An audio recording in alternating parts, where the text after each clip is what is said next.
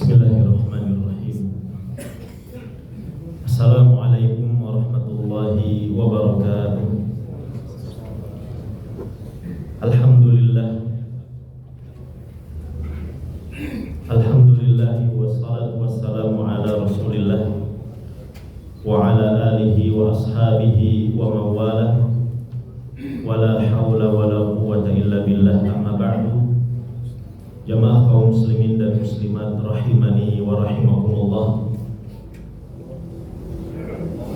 Di antara perintah terberat yang Allah Subhanahu wa taala turunkan kepada Rasulullah sallallahu alaihi wasallam, dan juga yang Allah turunkan perintah tersebut kepada umatnya, adalah perintah agar seorang hamba selalu memposisikan dirinya dalam kondisi taat, agar seorang hamba selalu memposisikan dirinya dalam kondisi patuh, setia dan tulus kepada Allah Subhanahu wa taala.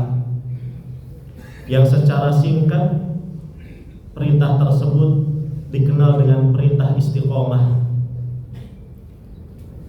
Untuk menapaki jalan istiqomah itu tidak mudah, dan tidak sesimpel kita mengeja huruf per huruf atau kata demi kata dari definisi yang dimiliki oleh istiqomah tersebut.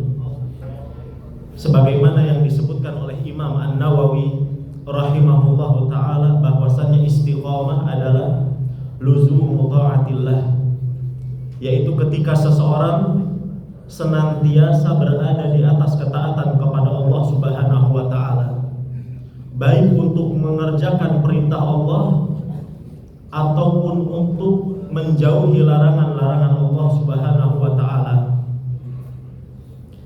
Begitu terjalnya jalan istiqomah, begitu beratnya perintah untuk merealisasikan istiqomah, sampai-sampai sebagian salaf mengatakan al-istiqomah la yutiquha illa al-akabir, bahwasanya keistiqomahan tidak sanggup dijalani kecuali oleh orang-orang yang berjiwa besar, oleh orang-orang yang hatinya memiliki jiwa yang kuat dan tangguh. Meskipun istiqomah merupakan sesuatu yang sulit, akan tetapi kita harus tetap melalui jalan tersebut, karena itu merupakan konsekuensi ketika kita telah berikrar bahwa diri kita adalah seorang muslim. Jamaah yang dimuliakan oleh Allah Subhanahu wa taala, ada beberapa alasan kenapa istiqomah menjadi perintah terberat yang Allah turunkan kepada Rasulullah dan yang Allah turunkan kepada umatnya sallallahu alaihi wasallam. Ada satu ayat sebelum kita menyebutkan beberapa alasan. Allah Subhanahu wa taala berfirman di dalam surat Hud ayat yang ke-112. Allah berfirman, fastaqim kama umirta. Beristiqomahlah engkau wahai Muhammad sebagaimana engkau diperintahkan untuknya. Kata sahabat yang mulia Abdullah bin Abbas radhiyallahu anhuma, tidak ada ayat yang paling berat diterima oleh Rasulullah sallallahu alaihi wasallam di dalam Al-Qur'an melebihi ayat 112 di dalam surat Hud tadi. Bahkan di dalam riwayat lain pernah ditanyakan kepada Rasulullah, wahai Rasulullah, rambutmu telah mengeluarkan uban, sudah muncul uban di rambutmu wahai Rasul. Kemudian kata Nabi sallallahu alaihi wasallam, sayyabatni Hud, yang telah menjadikan uban ini keluar adalah satu ayat di dalam surat Hud, yaitu perintah untuk istiqomah. Nabi memikirkan bagaimana caranya saya itu bisa selalu sholat, terus istiqomah bersedekah, terus istiqomah berdoa kepada Allah, Ini levelnya Rasulullah. Berbeda dengan level kita jamaah. Kita keluar uban biasanya dikarenakan memikirkan hutang. Alasan-alasan yang menjadikan istiqomah itu adalah perintah yang terberat dari Allah Subhanahu wa taala. Yang pertama adalah bahwasannya Allah menuntut kita istiqomah itu bukan sehari dua hari. Allah menuntut kita istiqomah itu bukan setahun dua tahun jemaah. Akan tetapi Allah meminta kita istiqomah sampai akhir hayat kita. Allah Subhanahu wa taala berfirman di dalam surat Ali Imran ayat 112, ya ayyuhalladzina amanu, wahai orang-orang yang beriman, ittaqullah, bertakwalah kalian semuanya kepada Allah, wala tamutunna illa wa antum muslimun, dan janganlah kalian meninggal kecuali dalam kondisi muslim. Simpel tidak jemaah? Banyak tidak yang berhasil mempertahankan keislamannya sampai akhir hayat? Mungkin kita akan menjawab, iya banyak, dan itu tidak salah. Tapi Islam seperti apa yang diinginkan oleh Allah? Ketika ditanya Abu Bakar As-Siddiq tentang istiqomah, wahai Abu Bakar, apa istiqomah? Kata beliau, alla tusyrika billahi syai'a. Istiqomah adalah ketika engkau tidak menyekutukan Allah dengan sesuatu apapun. Sekarang kenyataannya di lapangan, realita di masyarakat kita, banyak yang mengaku dirinya sebagai seorang muslim, mengaku dirinya Islam, akan tetapi masih melakukan praktek-praktek kesyirikan, mengagungkan jimat, menyembah penunggu pohon tertentu atau ratu pantai selatan. Ini merupakan kesyirikan. Bukan Islam seperti itu yang Allah inginkan. Wala tamutunna illa wa antum muslimun. Jamaah yang dimuliakan oleh Allah, namun sekali lagi, tidak sedikit juga orang yang gagal mempertahankan keislamannya. Sebut saja seorang yang bernama Barsiso, seorang ahli ibadah di zaman Bani Israel yang dia harus meninggal dalam kondisi kafir. Ketika itu dia sujud kepada iblis demi selamat dari hukuman pancung. Padahal dia sudah mendapatkan gelar abid. Abid itu adalah ahli ibadah. Dan seseorang, kata para ulama, bisa dikatakan dia ahli ibadah kalau dia terus-menerus berada di tempat ibadahnya selama 60 tahun. Bagaimana dengan kita? Kita ini seringnya di masjid jamaah, atau di kafe, atau di tempat-tempat tongkrongan itu. Kita jauh dari sebutan ahli ibadah. Barsiso yang sudah mendapat gelar ahli ibadah, sekali lagi dia tidak selamat. Dia tidak berhasil mempertahankan keislamannya. Sebut saja seorang yang bernama Soleh Al-Muadzin, si Soleh tukang adzan. Di zaman para tabi'in, para ulama terdahulu, dia harus menukar keislamannya dengan agama Nasrani karena tuntutan, karena dia ingin menikahi seorang wanita. Ketika di malam pertama dia naik ke lantai kedua, dan akhirnya Allah wafatkan dia dengan jatuh dari lantai kedua tersebut. Wala tamutunna illa wa antum muslimun, kata Allah. Dan yang terbaru jamaah, yang jamaah sekalian bisa melihat di internet, seorang yang bernama Abdullah Al-Qasimi, seorang tokoh yang awalnya dia adalah cendekiawan muslim. Dia melahirkan dari tangannya karya-karya tulis yang membantah sekte Syiah. Bahkan dia memiliki karya fenomenal dengan judul Permusuhan Antara Islam dan Penyembahan kepada Berhala. Beliau mendukung dakwah tauhid awalnya. Tapi siapa tahu akhir dari kehidupan seseorang, akhirnya dia keluar dari Islam dan menjadi ateis. Padahal ketika dia tadi menulis buku itu, Imam Masjidil Haram sampai mengatakan, sungguh Abdullah Al-Qasimi telah membeli surga dengan bukunya tersebut.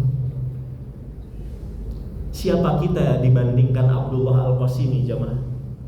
Karya apa yang sudah kita tulis untuk Islam? Kita ini bukan menulis buku ya, tapi menulis status banyaknya. Abdullah Al-Qasimi tidak selamat dari jalan istiqomah. Dia tergelincir.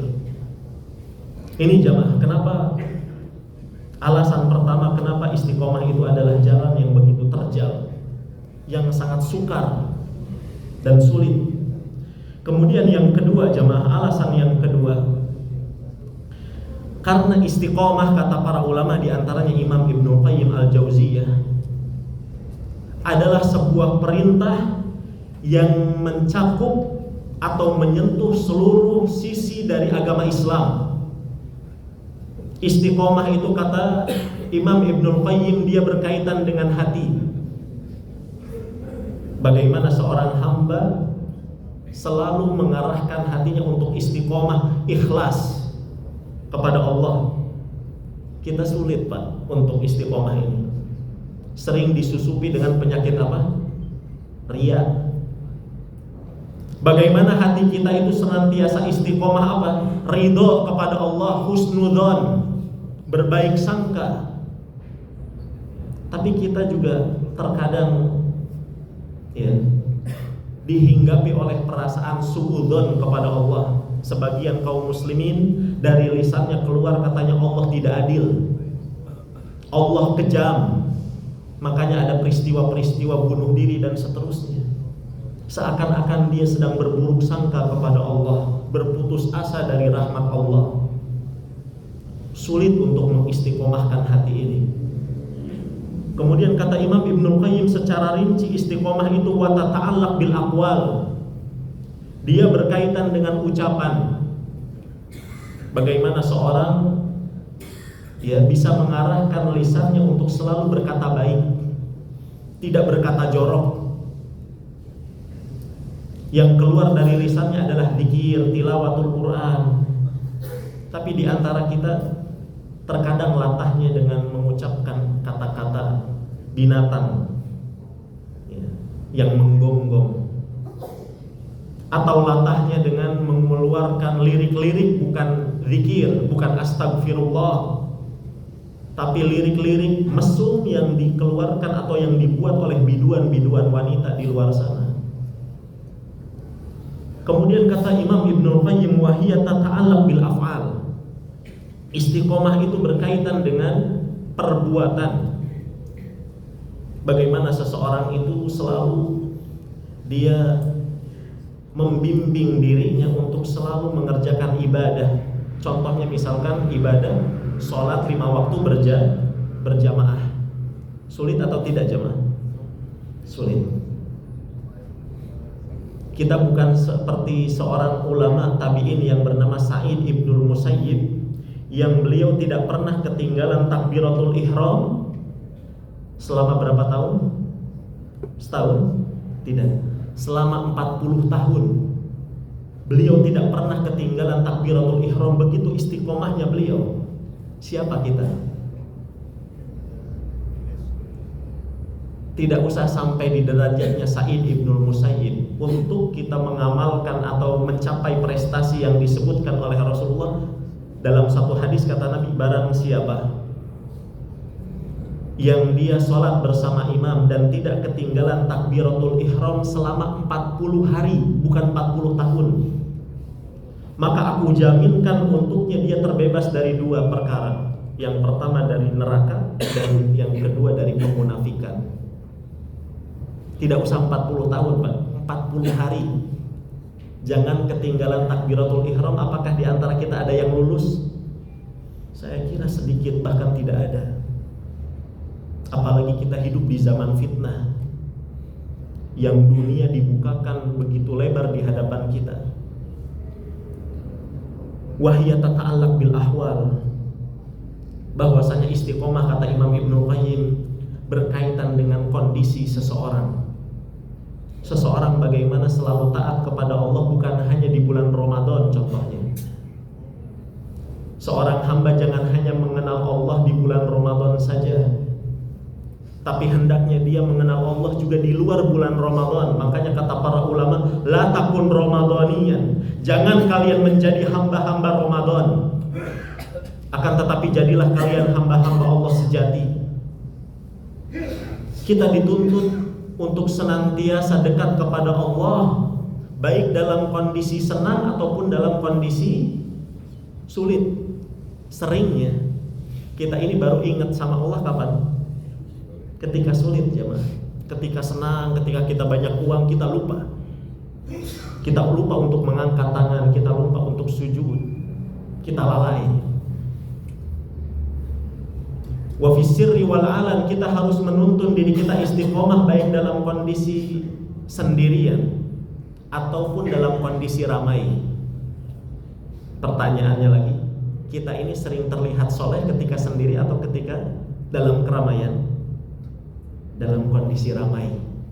Makanya kata para ulama, betapa banyak orang-orang yang di hadapan manusia seakan-akan dia adalah wali Allah, akan tetapi ketika dia sendirian dia adalah wali syaitan, dia adalah musuh Allah. Nas'alullah as-salamah wal afiyah.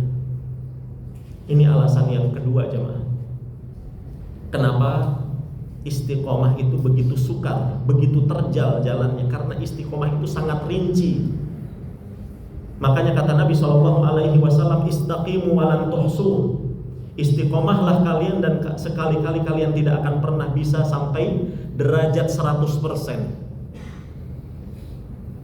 Karena waktu yang singkat, saya tutup dengan poin yang terakhir.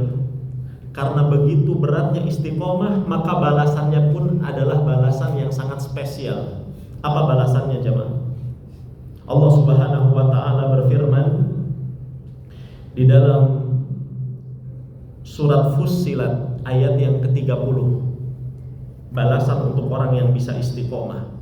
Innal ladzina qalu, sesungguhnya orang-orang yang mereka berkata Rabbunallah, Rabb kami adalah Allah, tsumma istaqamu, kemudian mereka istiqomah, tatanazzalu alaihimul malaikah, malaikat-malaikat akan turun mendatangi orang tersebut dengan mengatakan alla takhafu wa la tahzanu, jangan kamu takut atau jangan kalian takut dan jangan kalian bersedih.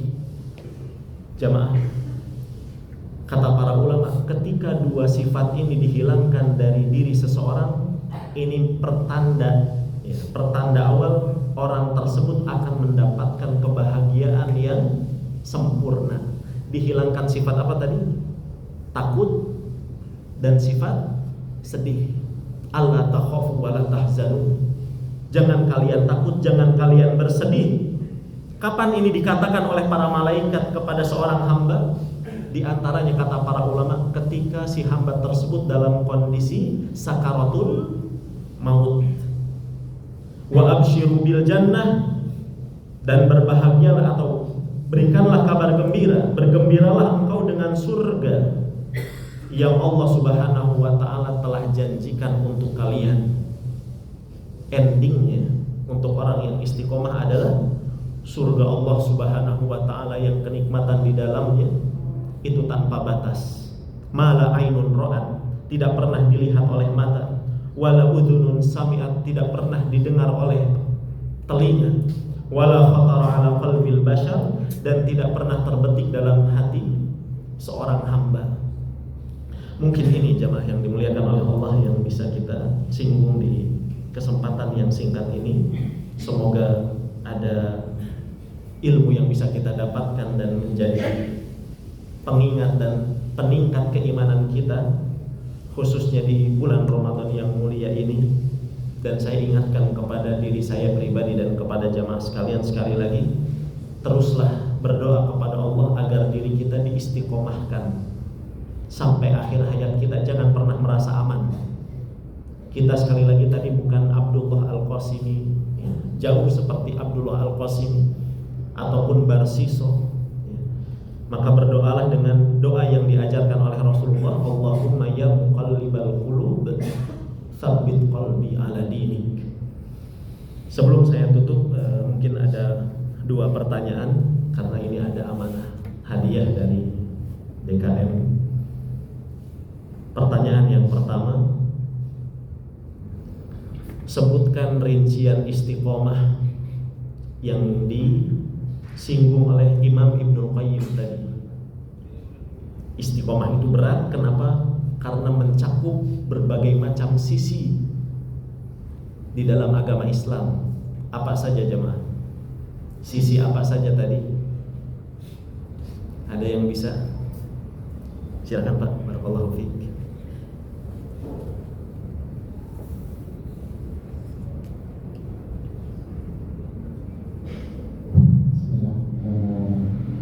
Kata Imam Ibnul Jauzi, ya, itu istiqomah itu berkaitan dengan tiga hal, berkaitan dengan hati, dengan lisan dan perbuatan. Kemudian satu lagi Pak, bil ahwal, keadaan.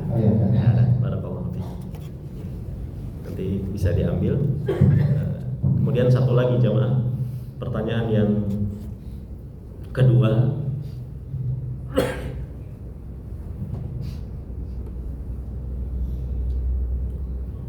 apa definisi istiqomah yang disebutkan oleh Abu Bakar As-Siddiq radhiyallahu anhu? Tadi kata Abu Bakar As-Siddiq ketika ditanya, wahai Abu Bakar, istiqomah itu apa? Apa jawabannya Abu Bakar As-Siddiq? Ada yang ingat jemaah?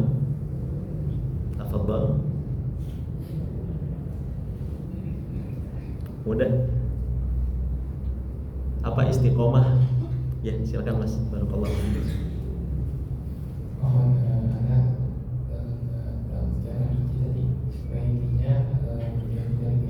Nah, kata Abu Bakar As-Siddiq, istiqomah adalah ketika engkau sampai mati tidak pernah menyekutukan Allah Subhanahu wa taala dengan sesuatu apapun. Barakallahu fikum. Terima kasih atas perhatian dan mohon maaf atas segala kekurangan. Kita tutup dengan doa kafaratul majelis. Subhanakallahumma wa